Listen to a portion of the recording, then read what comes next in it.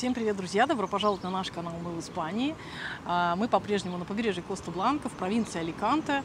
И тот, кто впервые на нашем канале, не забывайте подписаться, поставить лайк и проверить колокольчик для того, чтобы получать новые интересные видео о жизни в Испании, о переезде в Испанию. Все самое полезное, все собрано на этом канале. Так что тот, кто впервые, добро пожаловать на наш канал. Меня зовут Татьяна. Итак, тема сегодняшнего нашего ролика, собственно говоря, заявлена в названии к этому видео.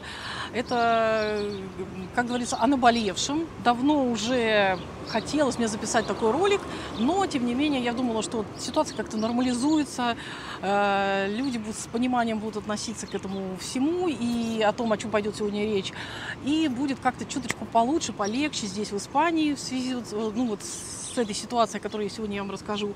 Но, тем не менее, по-моему, за последнее время даже стало хуже в этом отношении, поэтому решилась все-таки на запись такого ролика. Назвали мы его именно так. О чем пойдет речь, сейчас я вам все расскажу.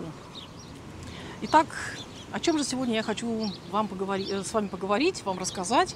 И, кстати, очень важно будет мне, друзья, если вы как-то свою точку зрения, кто живет в Испании, тоже выразите под этим видео. Напишите, как вы относитесь к этой теме, о которой сегодня я с вами поговорю. Что вы думаете по этому поводу, как вы к этому относитесь.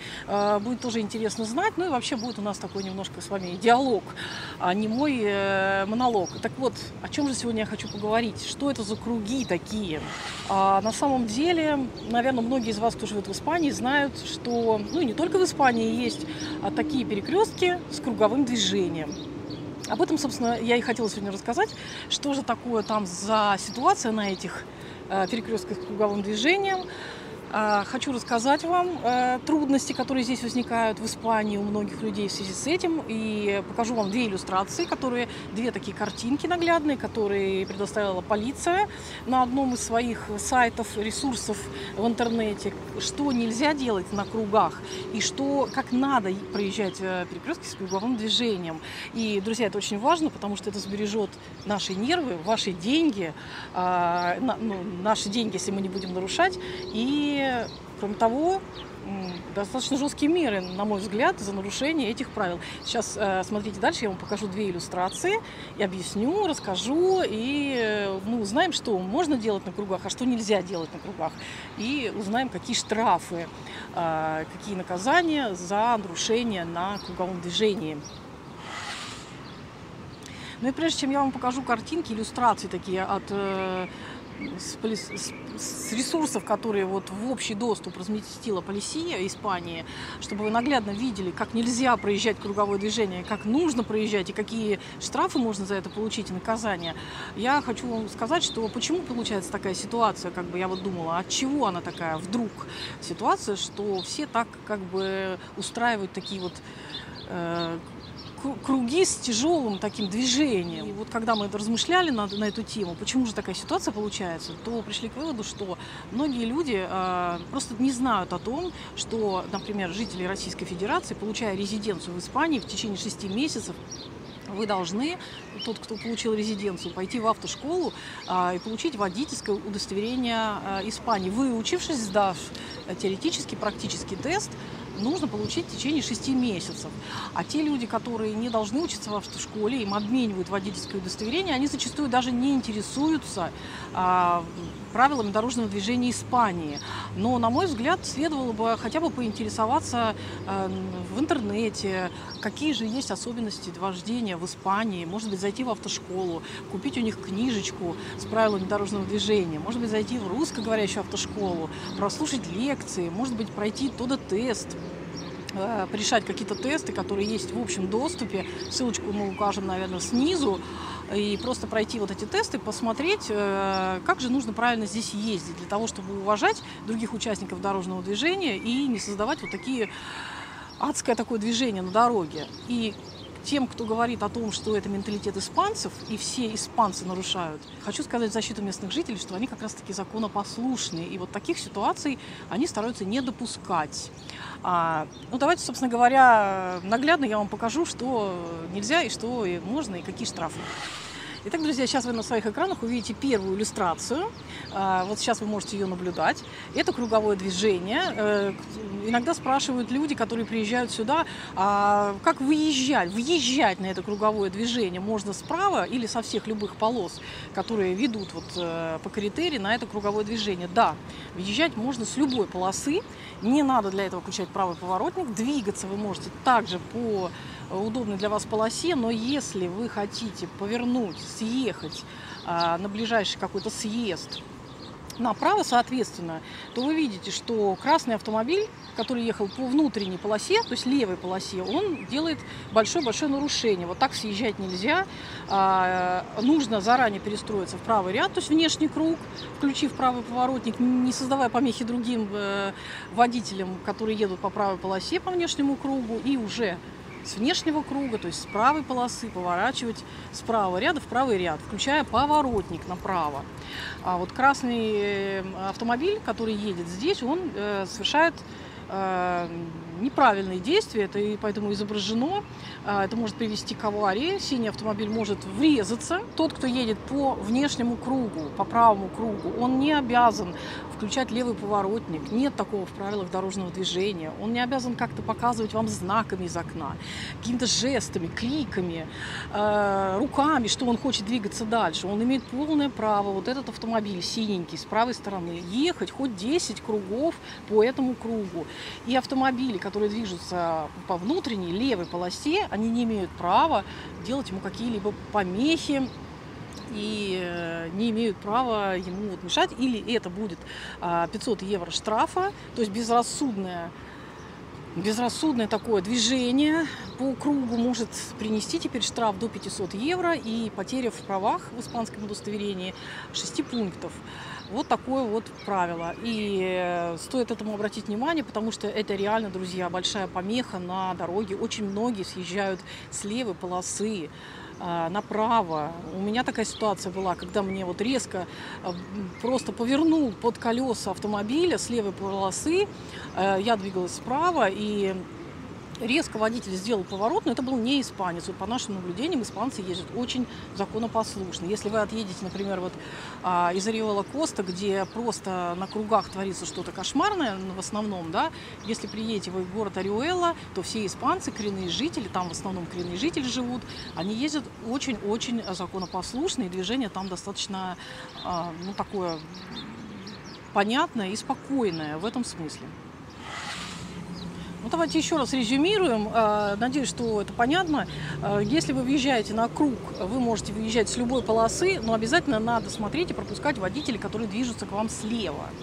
То есть поворачивать, останавливаться, если это требует ситуация дорожного движения, пропускать всех, кто едут слева, и выезжать. А съезжать обязательно нужно с правой полосы. Это вот обязательно нужно с правой полосы, заранее перестроившись с правым поворотником, не мешая другим, не создавая помех, не делая вот такое безрассудное движение на дороге. Потому что вот реально, если вы едете по нашему побережью, наверное, многие из вас замечали, что очень много водителей едут по кругу, начинают съезжать с левой полосы, иногда мешают другим водителям.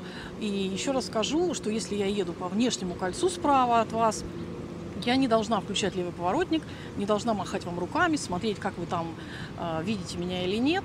А тот водитель, который едет слева, не должен создавать мне никаких помех. А я могу ездить по этому кругу, как говорила наша уважаемая профессора, хоть 10 кругов.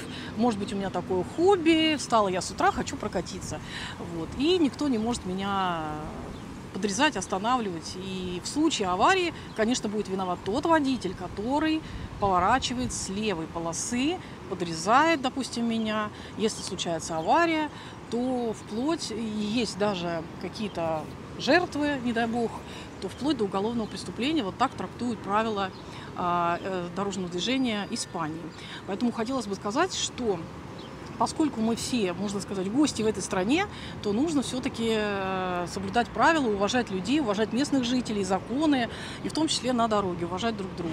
И еще хочу сказать, что очень часто англичане вот так ездят. Но я понимаю, почему. Потому что у них левостороннее дорожное движение. Иногда даже мы сталкивались с тем, что англичане выезжают и поворачивают налево на круге. И вот лично мы видели такую ситуацию, когда нам в лицо на круге, прямо нам навстречу ехал англичанин. Ну ничего, слава богу, все дали ему развернуться. Все прекрасно поняли, все-таки это как-то объясняет. Но очень много в последнее время я заметила автомобилей именно не с испанскими номерами, иностранные номера, не буду говорить какие. Обратите внимание, пожалуйста, на это, не создавайте помех другим. Еще раз могу сказать, что штраф 500 евро, и если авария и есть какие-то жертвы, пострадавшие, то это вплоть до уголовного преступления, друзья. Будьте внимательны. Ну, сейчас вы увидите вторую иллюстрацию. Она сейчас на ваших экранах, но, значит, что здесь? Здесь нужно учитывать, при смене полосы, нужно учитывать приоритет движения, то есть тех уже транспортных средств, которые находятся на той полосе, на которую вы собираетесь съехать. Они имеют уже приоритет, потому что они там уже находятся. Думаю, что это всем понятно. Но если вы не соблюдаете, вот как этот красный автомобиль, он делает резкое движение влево, мешает другим транспортным средствам, то есть здесь уже это грозит смена полосы без соблюдения приоритета 200 евро штрафа. Так что будьте внимательны на перекрестках с круговым движением. Ну и, кстати, для тех, кто говорил и как-то писал нам под видео, что в Испании это менталитет испанцев нарушать правила, и в Испании законы не работают, еще раз хочу сказать, что испанцы законопослушные, по нашим наблюдениям, и они как раз-таки знают, что им за это грозит, потому что они учились в испанских автошколах, они знают о том, что это штраф, это потери пунктов, это вновь надо садиться на скамью в автошколу, вновь сдавать теоретический практический экзамен при потере всех пунктов.